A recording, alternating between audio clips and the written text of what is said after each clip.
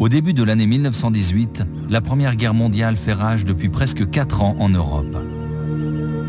Les hommes des deux camps sont épuisés, embourbés dans les tranchées du nord et de l'est de la France.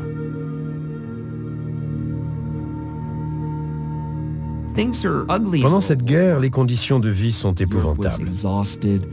L'Europe est à bout de force, la famine apparaît et les maladies se répandent.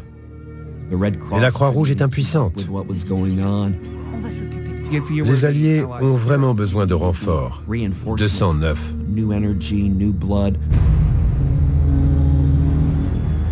Ce renfort, les Alliés l'attendent avec impatience, depuis l'entrée en guerre des États-Unis en avril 1917.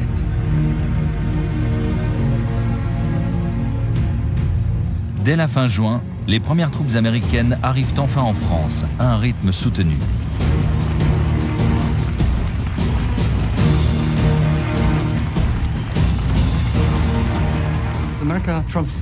L'Amérique envoie des centaines de milliers d'hommes et les Allemands sentent monter la pression. Ils ont battu la Russie un peu plus tôt en 17 et déplacé leurs troupes sur le front ouest. C'est maintenant qu'ils doivent lancer leur offensive finale. C'est maintenant qu'ils doivent gagner la guerre, avant l'arrivée des Américains.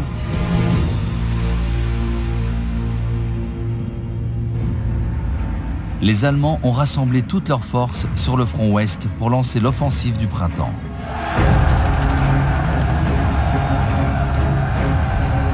Dans une série d'attaques surprises, des unités spéciales allemandes s'infiltrent dans les tranchées alliées et attaquent les postes de commandement, avec une telle facilité que la victoire leur semble à portée de main.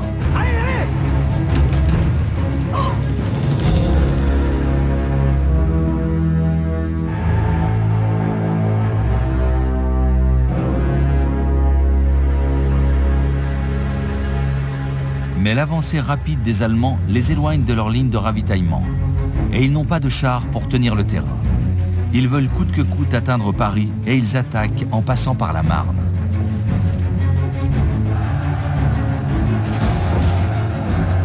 Les Allemands ont été tout près finalement de vaincre la France et le plan Schlieffen a failli triompher. Mais il y a toujours eu ce petit grain de sable dans la mécanique, la bataille de la Marne, et qui a sauvé véritablement la France. C'est là que les Alliés, soutenus par les troupes américaines, vont enfin stopper l'avancée allemande. La contre-attaque française sur la Marne est un succès.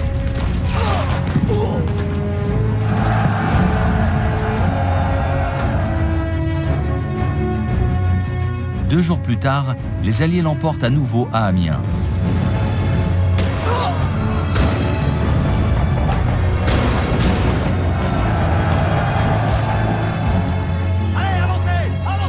Ces victoires confortent le camp allié. L'objectif est de repousser l'ennemi hors de France. C'est dans ce but que la première attaque conduite par les forces américaines se prépare à Saint-Mihiel. Et ils y engagent l'arme qui manque tellement aux Allemands.